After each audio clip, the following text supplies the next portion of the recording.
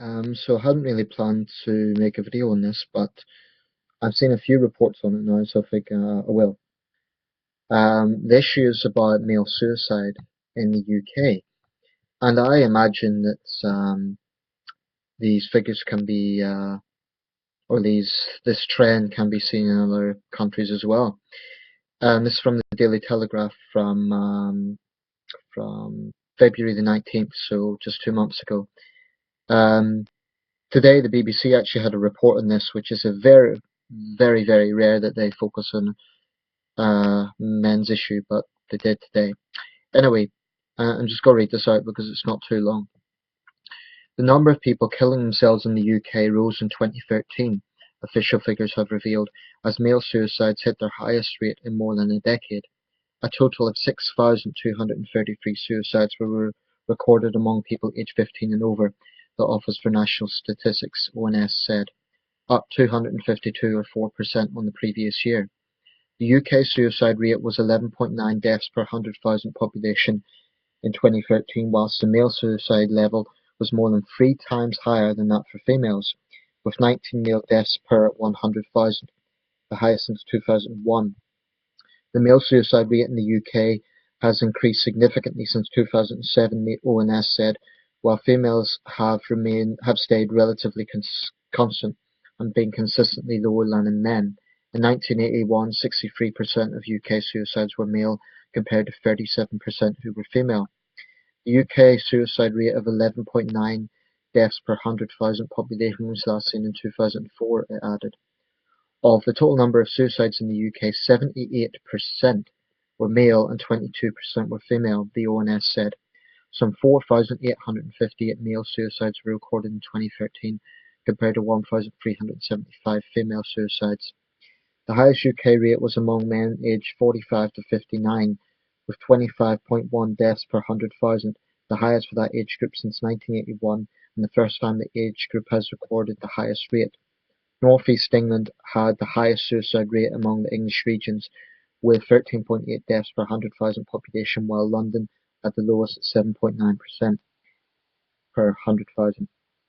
Women aged 45 to 59 had the highest female suicide rate, with 7 deaths per 100,000 population. The female suicide rate across the UK was 5.1 deaths per 100,000. In England, the suicide rate in 2013 was 10.7 deaths per 100,000, compared with 15.9 in Wales. Suicide remains the leading cause of death in England and Wales for men aged 20 to 34, accounting for 24% of all deaths in 2013, and for men aged 35 to 49 years, where it accounts for 13% of all deaths. The suicide rate among men aged 60 to 74 also rose significantly from its 2012 level to 14.5 deaths per 100,000 in 2013. There were 672 suicides among the age group in 2013, up from 562 in 2012 when the suicide rate was 12.3. In contrast, men aged 15 to 29 were the only age group to record a decrease in the rate of suicides in 2013, compared to 12.5 per 100,000 compared to 13.6 in 2012. Okay, this is a very important issue, and it's good that the BBC highlighted this today, because it's very rare that they do highlight men's issues. So I just looked that up in consequence of the report I saw. Um, it would be wrong to give the impression that there is no people in society concerned about this, because there are. And firstly, about the report itself, what that obviously indicates is that there is a serious trend that far more men than women, are willing to go through with taking their own lives. I don't know how that correlates to rates of depression, or whether it's because women who are under depression are more likely to get help. But clearly, this is an issue that disproportionately impacts men. When you have 3 times as many men committing suicide, and based on that report, it seems to indicate that it's a particular problem for older men, middle-aged and older men. It's good that the rate among younger men has decreased, but it's difficult to take much positivity from those trends, because it's definitely on the negative spiral. It's also disproportionate from region to region. It looks like, for example, Wales and the northeast of England, where I live, are more impacted than other parts of England. Doesn't say the figures for Scotland or Northern Ireland, but I would imagine they're pretty grim as well. What the report doesn't say is some factors as to why the rate is so much higher among men. I'm just speculating here, but it could be that men are less likely to seek help. It could be an inbuilt stigma, maybe amongst some communities, that men are meant to be tough and they shouldn't seek help for their problems. Um, could be a wide range of different things. But that is a very serious problem. A civilized, compassionate society should care about all its citizens. And there are good people out there who do care. I mean, there's organisations like the Samaritans, and I have seen them focus advertisements specifically aimed at men. That's good. But what I'm very disappointed by is the fact that not a single major political party has taken this issue seriously. My basis for saying that is if you look at their websites, I'm talking about the Conservatives, Labour and Liberal Democrat, which I regard as at present the three major political parties. Um, Not a single one of them has taken this issue seriously. I think that's an utter disgrace. Why? Um, I don't really know why.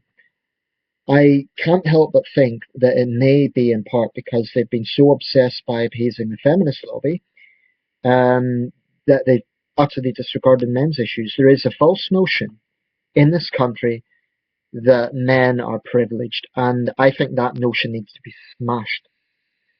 So when feminists like Harriet Harman and others constantly, and there's a number of female celebrities who do it as well, constantly give the impression that all men are privileged and all women are disadvantaged, I think they should be ashamed of themselves, quite frankly, because they're misleading the public into believing that there are no issues that disproportionately impact men.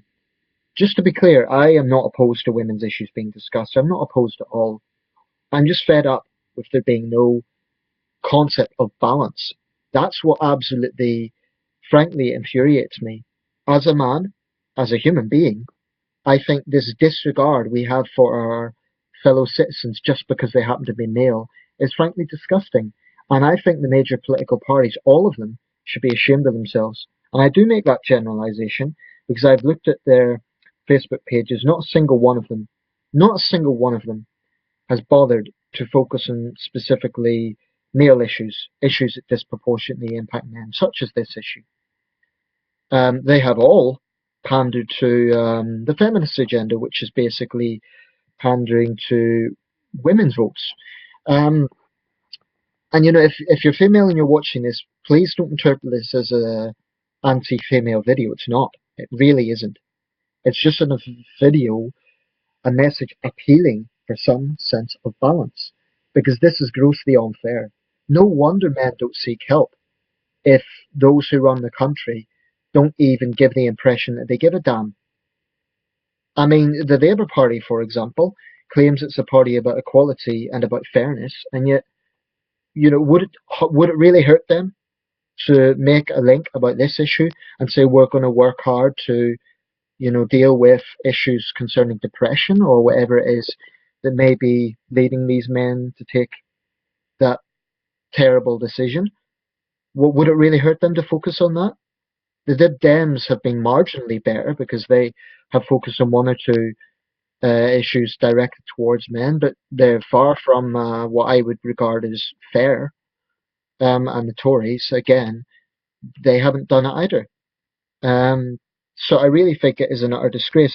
You know, what bothers me is there's this constant obsession with the proportion of MPs male to female, and a constant obsession about pay disparity, if that's the right word. Those are important issues, but when we talk about gender equality, we need to look at everything. And at the moment,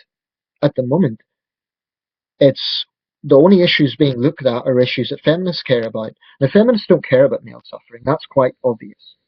Because if they did, if they did, they would acknowledge these issues.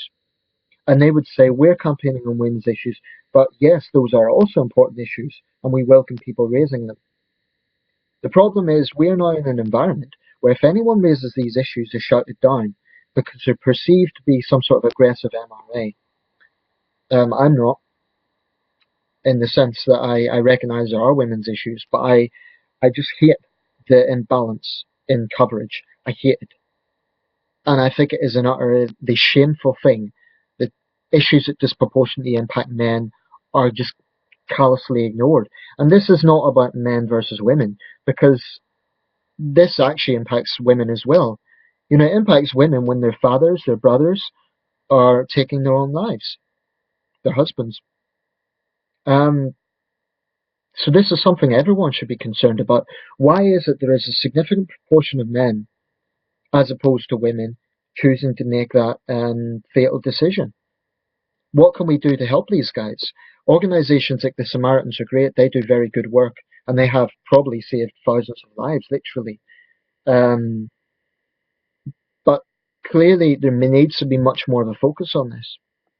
And it's not just this issue. There's other issues. There's a disproportionate number of males impacted by homelessness. The vast majority of inmates are male. Now, why is it none of these issues are really being addressed? I'm not saying there's no discussion about them. Certainly not to the same level as issues that impact women. So I think it's a complete and utter. It, as a citizen, it makes me very angry.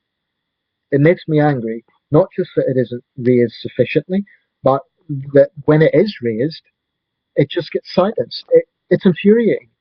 And as soon as I get my printer working, I'm going to write some strongly worded but diplomatic letters to parliamentarians about this and demand to know why there is not, why these issues are not sufficiently being addressed, because it is an utter disgrace.